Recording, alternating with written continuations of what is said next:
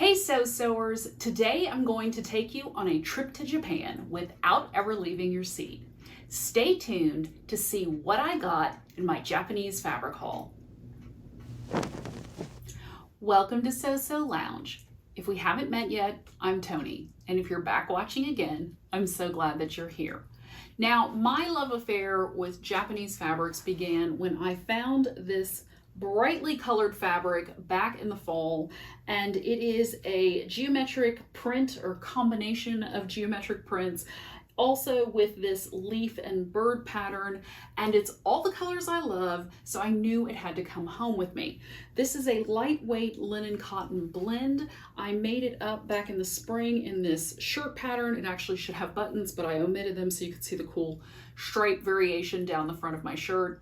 And I thought it would be a lot of fun to go back and buy some more Japanese fabrics because I love them, but it would also give me the opportunity to share them with you. A couple of weekends ago, I went to visit my friends at Leonine Textiles in Smithville, Texas. Now, this little unassuming fabric shop that is tucked away in the residential area of Smithville is a treasure trove for Japanese fabrics. And I finally had a good excuse to buy several, and I'm going to show them to you today. Now, the first fabric I'm going to show you is a Naomi Italia design, and she was a Japanese fabric designer and textile artist, and she originally did all of her own dyeing and shibori, and then it was photographed and made into printed fabric.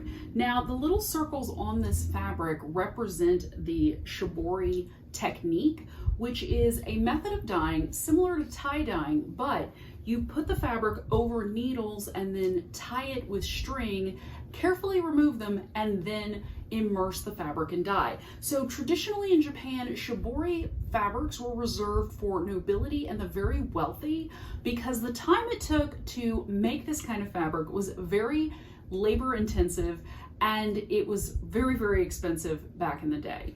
So I got 3 yards of this. I just love the colors. It is 100% cotton.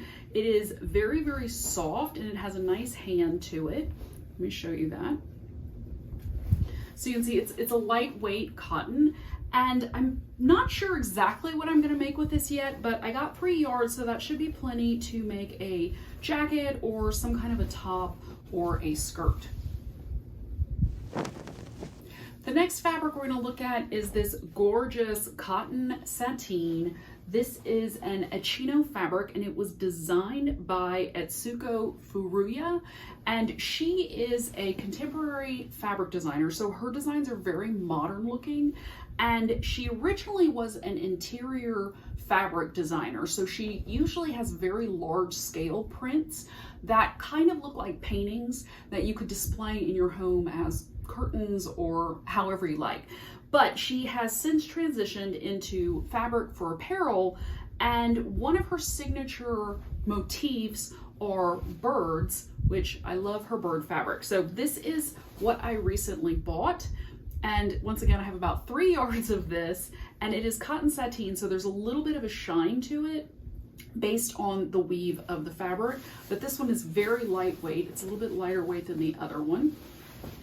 And I'm also wearing an Ichino fabric, also designed by Etsuko, and you can see that there is a bird motif on it as well. It is a very large graphic print, and I made this a few months ago, and this is a linen cotton blend, which I also got this from Leonine. This is the first fabric I spotted and bought. And I'm not sure what I'm going to make with this one either. I'm thinking of a kind of like a jacket to wear over a tank top, kind of the way I'm wearing this one, which is kind of how I like to dress for the summer. It's very hot here in Texas, so when you're outside, all you need is a tank top, but it's very cold once you go into air conditioning, which is why a lightweight jacket slash shirt is always a good option. So I'm thinking I'm going to make this out into a jacket. I have a tank top that is this gorgeous bright blue color, and I think that would be lovely to wear later in the summer and into the early fall. The next fabric we're going to look at is this traditional Japanese design. Now, historically, Japanese textile designers would use certain motifs and patterns to protect the wearer or to impart certain virtues. And this fabric is no exception. The cool thing about it is the more you look at it, the more things you learn and you see in it, which is just really, really cool. I'm not going to cover all the symbolism and what it means today, but I'm going to go over a couple so you kind of get a feel for it. So first we have these bundled ribbons up here, and they are symbols for longevity. So they would impart longevity on the wearer of this garment. Next we have these fans, which are good omens for development and prosperity.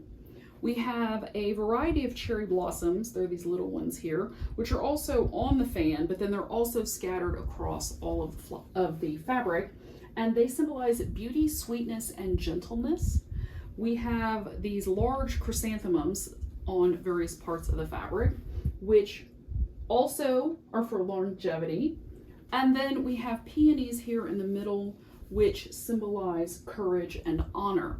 Last but not least, we have these little pine branches with pine needles up at the top, which ward off evil spirits. So this is a very, very cool fabric, and it will bring me longevity and peace and happiness and sweetness and keep away all the bad things.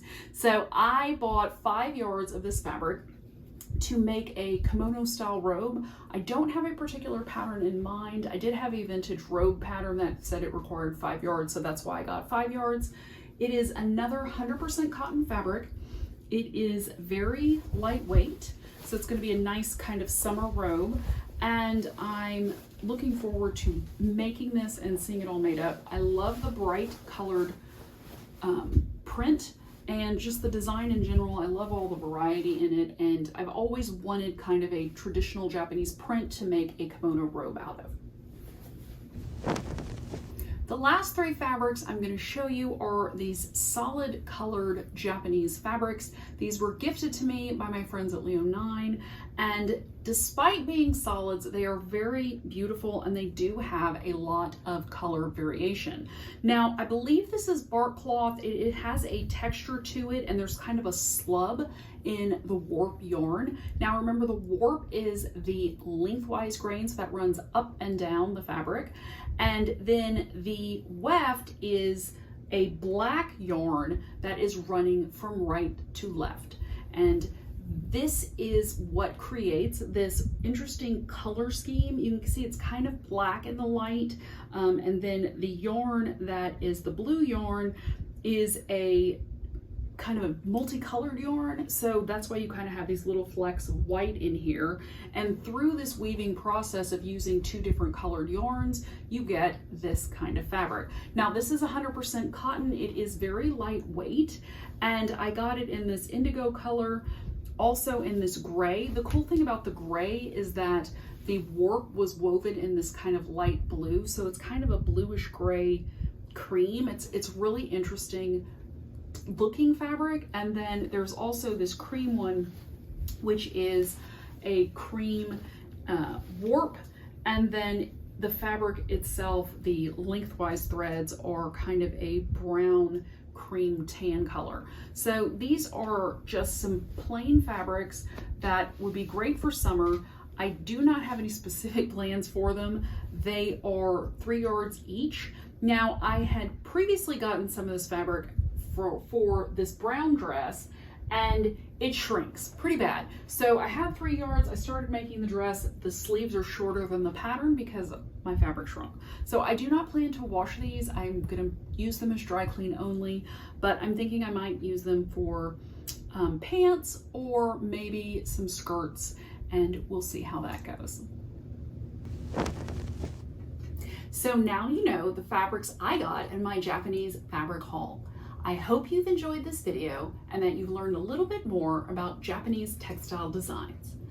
I put a link to Leo 9 Textiles in the description box below, so you can go check that out if you're interested in getting any of these fabrics, including the one that I'm wearing. They actually have several more designs that are available, but I had to limit my selection to reduce the amount of fabric I'm currently hoarding.